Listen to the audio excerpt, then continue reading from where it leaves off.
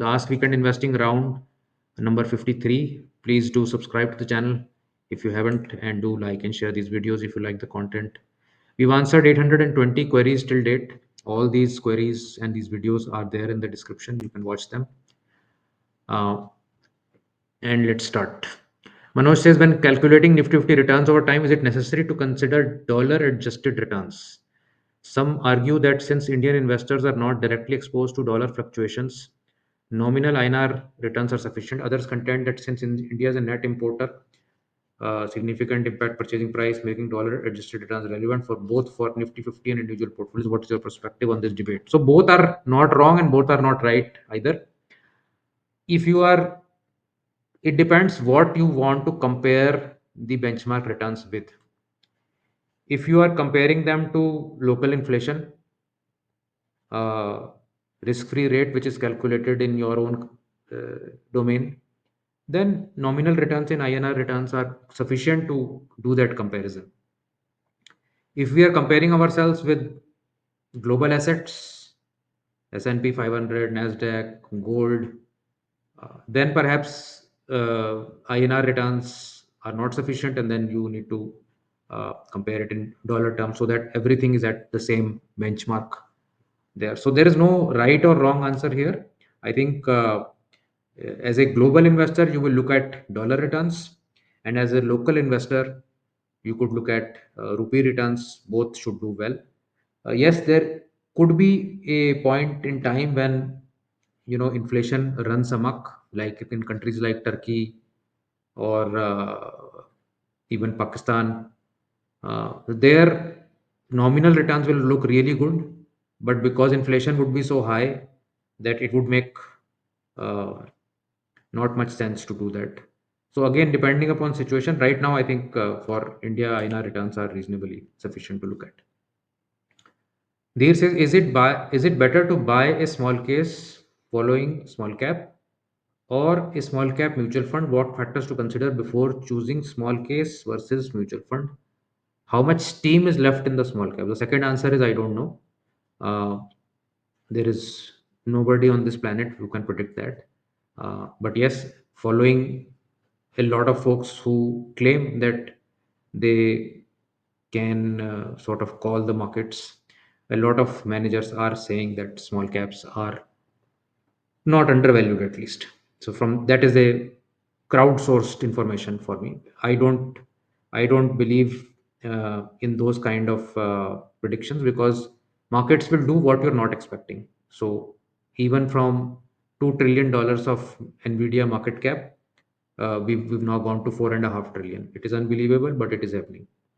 So now coming back to your first question, mutual fund versus small case, these are two different products, right? Uh, it's almost like saying, should I buy a sedan or should I buy an SUV? It depends upon your choice. There is no right or wrong answer as such. You'll do well with small case also, you'll do well with mutual fund also. It depends upon you, what is your liking. If you are a person who feels that, I don't want to be involved in the process at all. Once I've given my money to the fund, let them manage, let them do whatever they want. I don't even want to know what's happening inside. Past returns of that particular manager or fund is good, so I'm happy giving my money, and then we'll see in 3 5 years whatever happens. If you have that bent of mind, mutual funds probably will suit you better. If you are more involved in the markets, you would like to know what is happening in your portfolio, you would like to have control over your stocks and money completely. uh, you would like to have a sort of a real time uh, you know look into the portfolio, decide on certain aspect. For instance, maybe someday you decide that I want to get out of the market at 1 p.m. I don't want to wait today. Tomorrow something may happen. You can't do it with mutual funds. So there are minor things of that nature again, but largely the biggest difference is hands on versus hands off. That is the biggest thing. And because mutual funds are very large entities, some even 1 lakh crore and above AUMs. So they gradually will move to stocks where very deep liquidity is only available. Small case managers mostly are small. they will be able to go into those pockets in the market where more alpha may be available. Those kind of things, more nimble footed, etc., etc. uh, Vyas says, I've been a NNF10 user. What prompted the mid period rebalances for the monthly strategies? Okay, so one uh, monthly rebalance has been used, I think, once in like last 2 years, when some extreme situation happened with the stock. And 2 or 3 years back, after the Adani episode, we received a lot of uh, feedback that what if we did a special monthly rebalance if it is needed. We said we will not be able to say whether we can or we not or we can't unless we go back and retest those strategies basis this new uh, rule. So we did that and we found that there was no material difference in terms of what happened by doing a monthly mid period rebalance of one or two stocks. But if it gave more comfort to the users, it should be done. That's where uh, that came through. So it is applicable to all monthly strategies. Uh, and there is no human intervention. There is no, in none of the strategies at weekend investing do we say that, I feel like they should be out of our portfolio, so let's get out of it. We don't do that. It is all rule based, and all the filters are automated, so we don't really have a say in terms of what I personally feel about any particular stock. Can you please, Daljit says, can you please share major features of all existing strategies? Taking two or three of them every week, the major features, excluding performance, of course, could be when the strategy was launched, number of stocks and category, broad universe selected, whether any changes have been made. So changes we don't do since launch. We have not changed any strategy except perhaps this mid-period additional rule that we are talking about. All this information is available at the Weekend Investing Hub. You can drop us a mail. We'll send you the link to that, and the entire information. What is the churn? What is this? What everything about every strategy is available there. We don't come out talking about our strategies because the regulator doesn't want us to do that. So that's where we have to sort of curtail ourselves talking about our strategies. Sunil says, if momentum is just buying what's going up, why does it consistently beat most discretionary investors who try to be smart? Now, this word that you've used, just buying what's going up, the key lies in these four words that you've used. Momentum is just buying what's going up. People are not able to do that. Just buying what's going up is not a easy thing to do unless you completely have that framework of mind and those sort of horse blinders towards a lot of other things. And hence, I mean, and I'm not even claiming that, you know uh, discretionary investors have to be beaten. There probably are many discretionary investors who have beaten many momentum strategies, but in general there are studies over 200 years of data in the US also that this is the most uh, rewarding factor investing mode, the momentum investing style. It is also because it does not have a element of uh, forecast to the extent conventional investing does, and it does not attempt to be smarter than the market. So it's like, when investors, smart investors, buy stocks, they in some ways are claiming that they are smarter than the market. The market is not able to value the stock right now, but I'm able to do it. All these millions of other investors are stupid. uh, Momentum investing doesn't view the market in that way. It wants to follow the market. So that's the subtle difference. And of course, millions of people want to be achieving that position of a discretionary investor where they can beat all these strategies. Some probably do, most will not. It is a huge mind game. It's a behavioral science uh, problem. Unless you have that mindset, you will not be able to get there, and everybody will not be able to get that mindset. Second question is, how is all cap different from all cap gold? Who should consider which one out of the two? So, all cap gold has a fixed allocation to gold, uh, to large cap, mid caps, and small caps.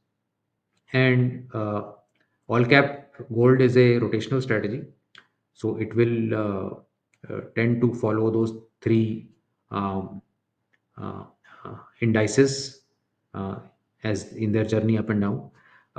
All cap was designed to be an absolute momentum strategy, which has a sort of a CNX 500 kind of a universe, no fixed allocation to large cap, mid cap, small caps, and quickly going to cash if required. So it's a very different nature of the animal versus all cap gold. If you are perhaps looking for a more um, hedged situation, then all cap gold probably goes better. If you are happier with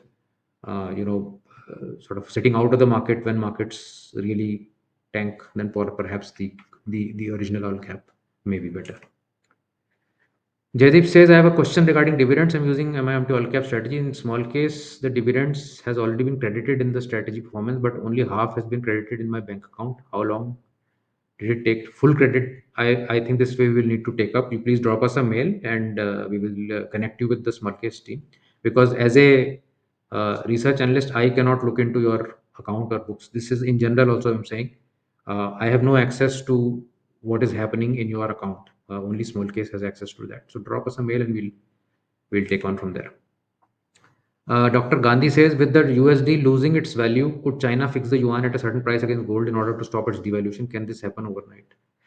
Theoretically, yes, it can happen, but I don't think China is in that situation right now to command, uh, that kind of a change. So I think China will wait for more time when the US uh, is on a weak footing. Right now, US is coming on as I mean, it is at least behaving like as if nothing is wrong in the US and it can resurrect itself. Uh, and it is basically commanding the rest of the world. China is actually on the back foot right now. So I think there is time for this to happen. But yes, someday this is likely to happen. I mean, I'm reasonably sure that China is accumulating gold beyond what they officially declare. So officially, they've declared some 2,500 or 3,000 tons of gold officially. US officially has 8,000 something. China will not do any step before they declare that they also have 8,000 or more than that. So maybe someday they will just do that declaration that we have been accumulating but not reporting, and now from today onwards we have 10,000 tons. Yeah, that. But whenever this happens, it will happen overnight over a weekend. So that's what history tells us. Mani says, with the expectations that gold silver price may go higher in the future, how do you think mining company stocks will see traction and possibly enter our portfolios? In your thesis, is there any correlation between gold prices and gold mining jewelry stocks? How are they interrelated? So, my sense here is that if you want to have gold, you probably don't want to have counterparty risk. That is why you want gold. That nothing should, damage the feature of gold that you are buying gold for. As soon as you mix it with an equity, that a gold mining company or a gold jewelry company, it becomes an equity in nature. It loses its the main feature why you were buying gold. So if equity markets crash, it is likely that gold jewelry stocks will not be spared wherever gold may be. And gold mining stocks traditionally, if you see, I mean, US has a lot of gold mining stocks. They have not kept pace with gold at all. Some one or two may have, but most of them are still at 10-year lows, despite gold having doubled in the last 3 years. So I would stay away from trying to do a one up on gold by going towards gold derived uh, securities, I would stick with plain simple gold because that's where the hedge is. That's my sort of thought of this. Shokat says, can one have entire equity portfolio in momentum strategy only? Yes, sir, you can. There's no question. I have my entire equity portfolio in momentum. Will it work in all types of market conditions, considering there is sufficient gold hedge available? So when markets are going down, you will have some pain, like in any other strategy. When markets are sideways, you will have some pain, like most other strategies. And when markets are doing well, you will be on a rocket. So given that over a significant period of time you will see all three market terrains, uh, overall outcome of your equity should be reasonably good. You should be able to make decent inflation plus figures, and combining that with a sufficient gold hedge should keep you in a very good state. So no reasons of not doing that actually. Himanshu says, is there a chance that either gold or silver outperform Nifty 50 in the next 3 to 5 years? Yes, of course. Uh, in fact, I will say more than gold, silver has a chance of doing that because silver is a very, very volatile metal.